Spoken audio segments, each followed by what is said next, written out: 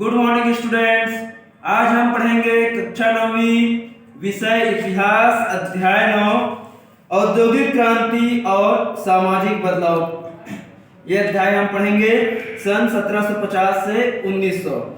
तो इस अध्याय में हमने पढ़ा औद्योगिक क्रांति के बारे में, किस प्रकार इंग्लैंड में सर्वप्रथम औद्योगिक क्रांति आई, जिससे है ना सामाजिक बदलाव, जैसे हम बता रहे हैं सामाजिक बदलाव भी आया। पिछले वीडियो में हमने पढ़ा सामाजिक बदलाव के बारे में कि आजीविका के लिए लोग जो है उद्योगों पर निर्भर हो गए और इसके अंतर्गत औद्योगिक पूंजीवाद का जन्म हुआ, बाजार आधारित अर्थव्यवस्था बन गई और लागत कम करने का सतत प्रयास इसके द्वारा किया गया। तो हमने इंग्लैंड और जर्मनी में औद्योगिकरण पढ़े हैं ना, विश्व के देशों के बारे में। तो आज हम पढ़ेंगे भारत में निरुद्योगीकरण और औद्योगिकरण की शुरुआत को हम आज पढ़ेंगे, है ना। तो सन 1500 से 1750 के बीच यानी ब्रिटेन में औद्योगिकरण से पहले भारत में कपड़ा सहित और विभिन्न प्रकार के जो उद्योग थे, है ना, वो अपने चरम सीमा पर थे, यानी वो उस समय क्रियाशील स्थिति में थी, है ना। तो भारतीय कारीगर जो थे वो उत्तम और गुणवत्तावान वस्तुओं का निर्माण करते थे और उस वस्तुओं की मांग पूरे विश्व में होती थी, ठीक है।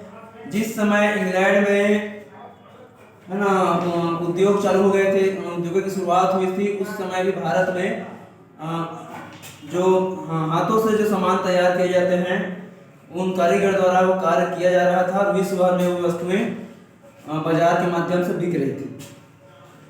तो इसी व्यापार से फायदा उठाने के लिए यूरोप के व्यापारी भारत आए थे, ठीक है। तो बढ़ती मांग को देखते हुए भारतीय कारीगर और व्यापारियों ने तेजी से उत्पादन को बढ़ाया।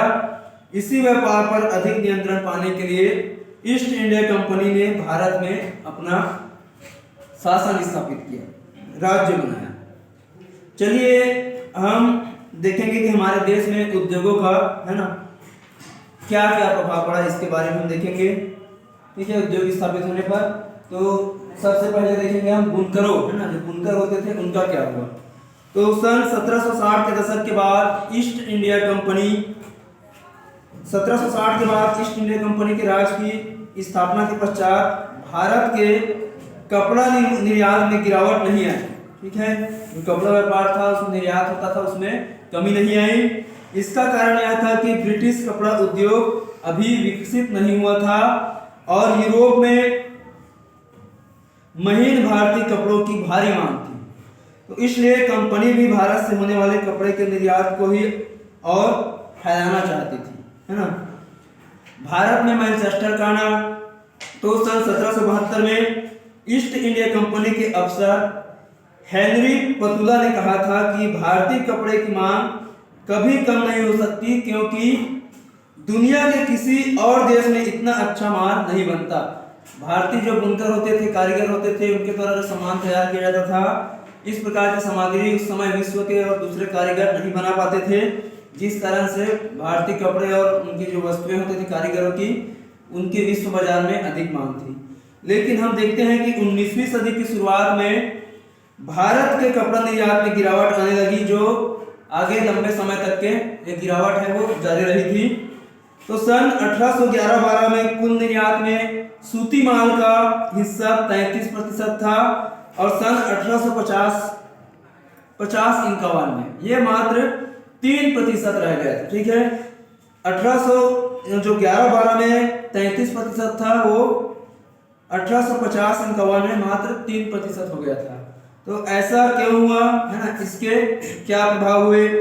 तो जब इंग्लैंड में कपड़ा उद्योग विकसित हुआ तो वहां के उद्योगपति दूसरे देशों से आने वाले आयात को लेकर शिकायत करने लगे, है ना। जब इंग्लैंड में ये उद्योग स्थापित हुए तो विदेशों से आने वाले जो माल है उस पर वो, है ना, शिकायत करने लगे। उन्होंने सरकार पर दबाव डाला कि वह आयातित कपड़े, है ना, जो विदेशों से आ रहे हैं तो उन पर शुल्क वसूल करे, जिससे मैनचेस्टर में बने कपड़े बाहरी प्रतिस्पर्धा के लिए, है ना, इंग्लैंड में आराम से, मतलब बाहरी प्रतिस्पर्धा बिना बाहरी प्रतिस्पर्धा के, ठीक है, यदि उन पर शुल्क लगेगा, जो बुनकरों की तरह जो कपड़ा आ रहा है इस पर शुल्क लगेगा, है ना, तो ये जो इंग्लैंड में बाहर से आता है कपड़े वो बंद हो जाएगा और इंग्लैंड में जो कपड़े बन रहे हैं वो इंग्लैंड में ही बिकेंगे और ये जो कंपटीशन है ना तो वो खत्म हो जाएगा। तो दूसरी तरफ उन्होंने ईस्ट इंडिया कंपनी पर दबाव डाला कि वह ब्रिटिश कपड़ों को भारतीय बाजारों में बेचे। 19वीं सदी की शुरुआत में ब्रिटेन के वस्त्र उत्पादों के निर्यात में अभूतपूर्व वृद्धि हुई। इस प्रकार भारत में कपड़ा बुनकरों के सामने एक साथ दो समस्याएं उत्पन्न हो गई थी। उनका निर्यात बाजार है वो गिर रहा था और स्थानीय बाजार सिकुड़ने लगे थे, छोटे होने लगे थे। स्थानीय बाजार में मैनचेस्टर से, है ना, जो आयातित सामान थे उसकी अधिकता थी। मैनचेस्टर से बहुत इंग्लैंड से मतलब बहुत ज्यादा सामान आता था, कपड़ा आता था। कम लागत पर ये मशीनों से बने होते थे, है ना, और कपास उत्पाद इतने सस्ते थे कि बुनकर उनका मुकाबला नहीं कर सकते थे।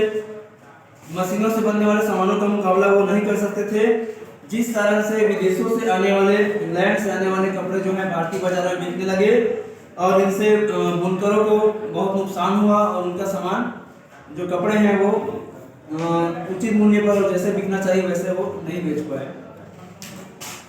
तो ठीक है डियर स्टूडेंट्स, आज का अध्याय यहीं पर समाप्त करते हैं। आगे का अध्याय हम आपको अगले वीडियो में पढ़ाएंगे। Thank you.